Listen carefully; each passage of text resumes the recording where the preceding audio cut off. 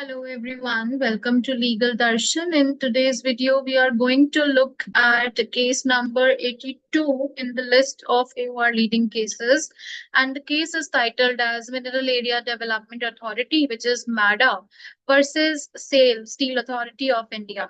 Now, this is a nine judge bench decision, and it goes by a majority of 8:1, where Justice Chandrachud is authoring the majority judgment and the dissent is given by Justice Nagratna in this case. Now, it's a nine-judge bench reference. Earlier also, it's a very long-going litigation, a litigation that happened for more than more than 9,000 days.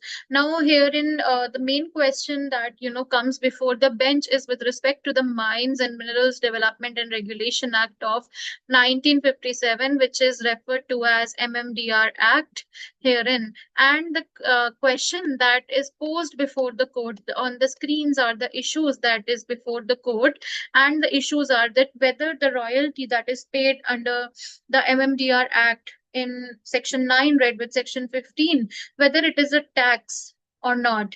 Question number 2 is, what is the power of the state legislature? What is the authority of the state legislature to levy taxes on mineral rights and land used for mining under the entries 49 and 50 of second list of 7th schedule, which is the state list?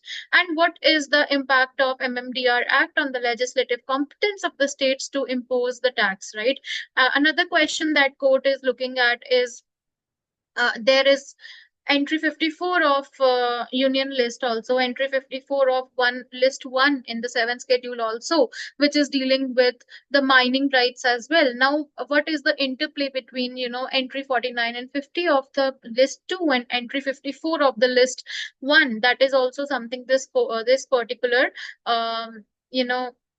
case is observing. Okay, so basically, now what is being held in this case? We come to the judgment. Justice Chandrachud is authoring for majority verdict, and with respect to the first issue, okay, so with respect to the first issue, Justice Chandrachud is saying that royalty is not a tax.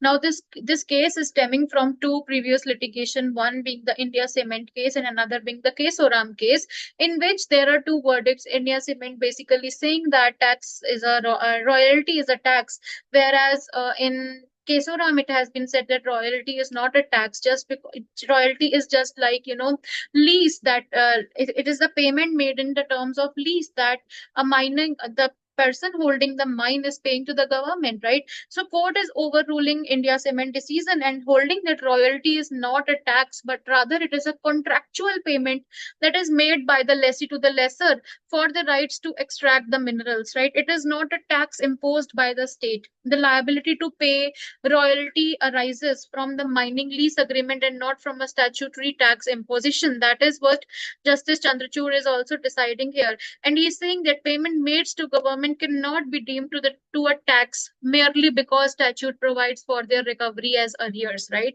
Now, Justice Nagratna, however, is showing her dissent, and she is saying that it is in the nature of tax or an exaction coming within the scope of Article 366 of the Constitution of India, which defines taxation to include the imposition of any tax or impose, whether general or local or special, and the word tax should be construed accordingly. So she is dissenting and holding that it is not merely a contractual payment but a statutory levy under Section 9, and it holds the liability to pay royalty, which does not arise purely out of contractual conditions of a binding lease.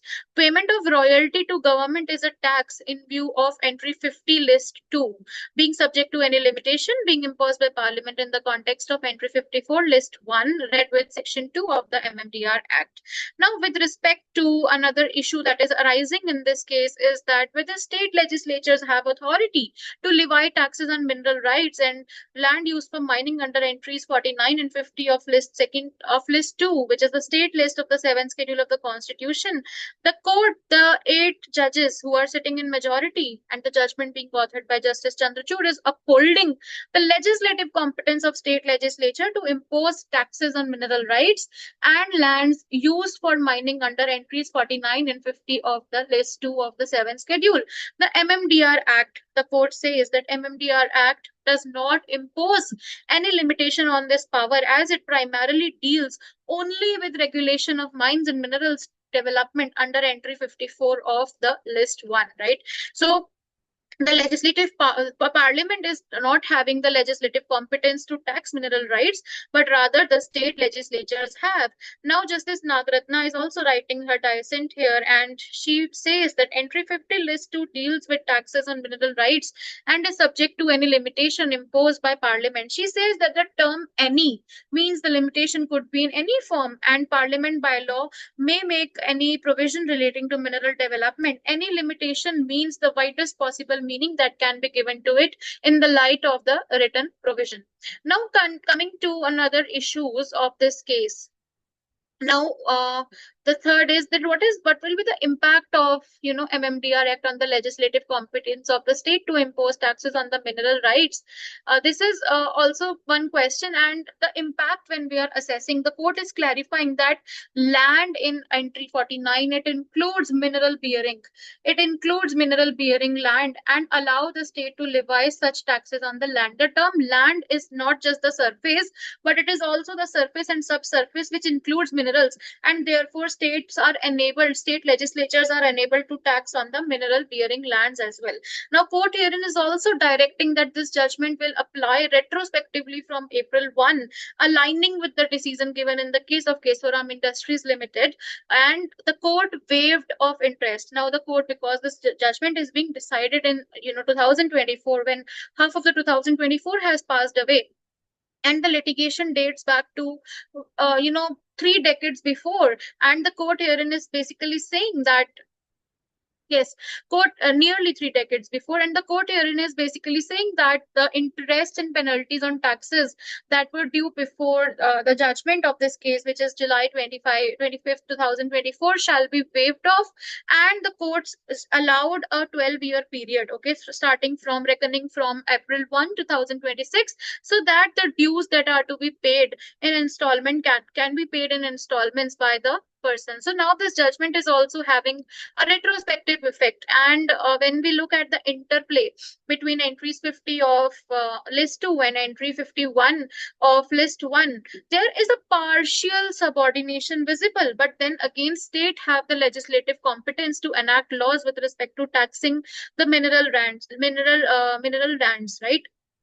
Now, in this case, eventually the conflict has been resolved. India Cement was overruled to the extent that tax is not a royalty.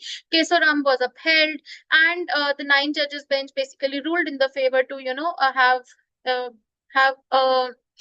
have an authorization of imposing tax on mineral lands and rights. Now, Justice Nagratna is, however, sitting in the dissent in this judgment, but 8 judges bench are ruling what has been discussed herein.